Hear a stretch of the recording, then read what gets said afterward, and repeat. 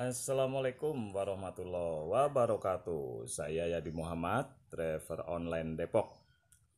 Kali ini saya menangkap fakta di lapangan ini. Masyarakat masih bingung mengenai info corona alias COVID-19. Bingungnya mereka banyak beredar hoax, ada kabar burung. Nah, sebaiknya pemerintah itu menggunakan media mainstream ya, yang selama ini nih udah menjadi humasnya toh. Yang aku aja lah, media mainstream itu sudah menjadi humasnya pemerintah, ya kan. Udah sekarang dalam keadaan darurat corona, sebaiknya pemerintah pakai aja mereka sekarang untuk memberikan informasi yang satu pintu. Tidak ada lagi yang beredar hoax, tidak ada beredar kabar burung yang katanya ini, katanya ono, ya kan? Nah, bagaimana sistemnya untuk memberikan info yang tepat guna kepada masyarakat?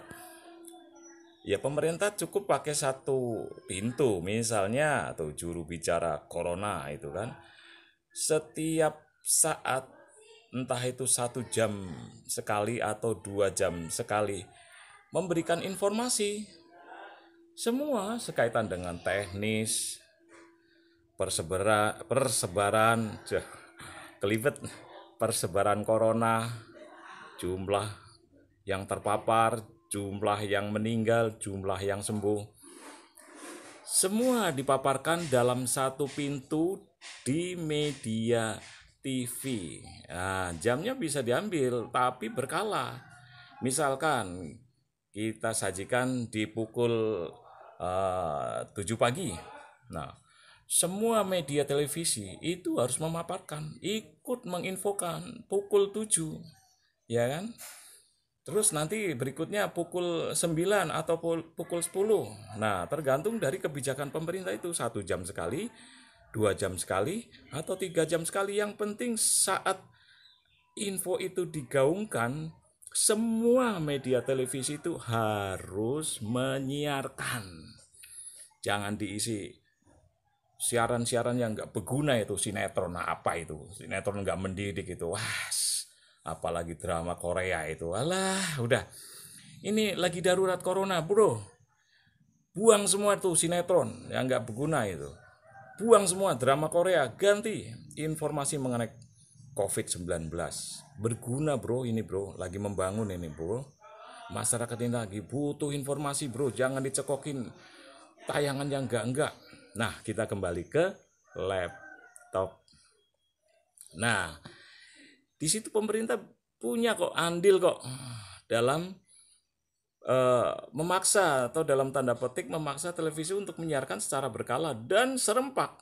Jangan cuma 1, 2 lah. Yang kemarin waktu pilpres, pilkada itu kan serempak. Memberitakan si ini, pasangan si ini, wah serempak tuh, kompak. Tapi COVID-19 enggak kompak ini. Ada apa ini? Apa itu ya? NPWP-nya kurang ya? Sudah, kita bukan saatnya untuk membahas yang itulah ya, tahu sendirilah.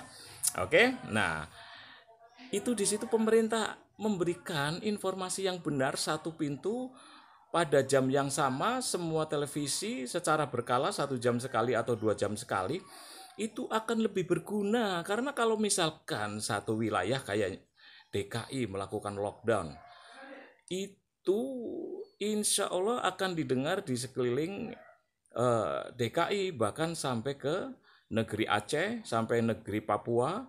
Nah, itu satu pintu. Nanti apa yang akan dilakukan oleh masyarakat Aceh, masyarakat Papua, atau masyarakat di Kalimantan, karena kebijakan yang dikeluarkan oleh pemerintah satu pintu, tidak hoax, tidak kabar burung. Nah, itu bisa menjadi patokan. Misalnya nanti kalau di DKI sudah melakukan lockdown, ya sudah, warga DKI cukup di situ aja, nggak usah pulang. Ada beberapa kasus contoh ini. Misalnya di DKI lagi lockdown, tiba-tiba warganya pulang kampung. Nah, mereka terpapar, akhirnya mereka menularkan kepada warga setempat. Apa ini ada efektifnya? Ya mungkin ada, tapi kan menjadi sia-sia toh apa yang dilakukan oleh Gubernur Anies Baswedan, ya toh. Nah kita ikutin toh. Nah makanya pemerintah juga harus bijak tuh, memaparkan melalui satu pintu di dalam satu informasi, ya kan. Nah setelah itu televisi juga diwajibkan ini. Televisi kan selama ini yang saya singgung itu sudah menjadi humasnya pemerintah, corongnya pemerintah, ya kan. Atau bahasa Banyumasan ini udah jadi congornya pemerintah. Udah setiap saat itu harus ada running tag. Wah, keblibet lagi. Running tag yang menginfokan, ya kan, tentang COVID-19. Nah, semua memaparkan melalui running tag. Kemudian apa dong kontennya soal info yang dari pemerintah itu, dan soal running tag bisa didapat dari misalnya pemerintah mewajibkan seluruh atau semua rumah sakit memberikan info yang benar dan yang terpercaya. Misalnya mengenai rumah sakit A, ada berapa korban yang sedang dirawat, berapa jumlah yang meninggal, berapa yang sembuh, dipaparkan setiap saat yang akan diinfokan melalui itu info di satu televisi. Nah, ya saya ingat, jadi kalau dalam Pilpres itu ada istilah quick count. Nah, sekarang pun bisa dengan model sistem quick count. Ya infonya dari rumah sakit seluruh Indonesia. Quick count itu nanti akan dikumpulkan, diklasifikasikan, misalkan soal pemaparan, di mana aja, persebaran di mana aja, ya kan, jumlah rumah sakit ini ada berapa ribu di Indonesia. Nah, yang sedang merawat berapa, yang sudah meninggal berapa, yang masih dicurigain berapa. Nah, wilayah mana aja yang kira-kira itu akan menjadi potensi yang terpapar. Nah, itu quick count gunanya. Nah, info-info itu dari rumah sakit kita kumpulkan. Nah, kepada satu pintu, yaitu juru bicara corona. Nah, kalau ada rumah sakit yang bandel tidak mau menginfokan karena ada naga-naganya, kulibet lagi. Rumah sakit yang bandel itu tidak mau menginfokan karena ini sekaitan dengan bisnis. Misalnya rumah sakit si E gitu kan, dia tidak mau menginfokan jumlah pasien corona yang dirawat di dalamnya, karena nanti kalau dia paparkan atau dia infokan pasti akan mengganggu bisnisnya, karena orang yang akan berobat ke situ kan jadi paranoid alias parno. Itu harus dipaksa oleh pemerintah, kalau bandel dicewer mah.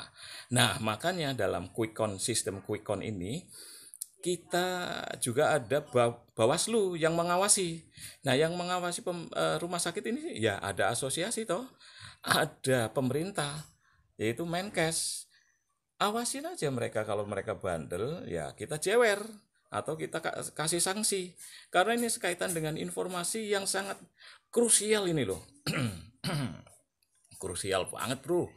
Darurat corona kok, giliran mereka kemarin Pilpres, wah semuanya wis kayak gula itu, semut semua itu menggeruput. Nah sekarang ini bro, saatnya kita berjuang. Nah saatnya kita ini berempati kepada para korban. Nah jangan cuman ada duitnya aja kita berempati, tapi saat sekarang ini masyarakat sedang tidak berdaya bro, kasihlah solusi gitu ya kan. Oke, quick count, kembali ke quick count. Nah nanti dalam quick count itu kan ada grafik nih, misalnya grafik yang sudah terpapar corona berapa, terus kemudian jumlah yang meninggal berapa, jumlah yang dirawat berapa, di rumah sakit mana aja, diinfokan secara berkala oleh juru bicara corona.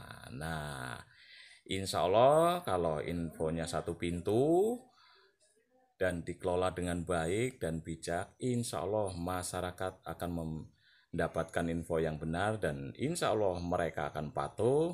Bukan berarti yang sekarang tidak patuh, tapi mungkin sebagian tidak memiliki info yang benar. Nah karena itu mereka tidak paham. Nah, kita kasih paham ya kan?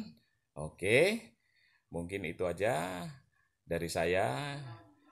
Walau alam bisawab. Wassalamualaikum warahmatullahi wabarakatuh.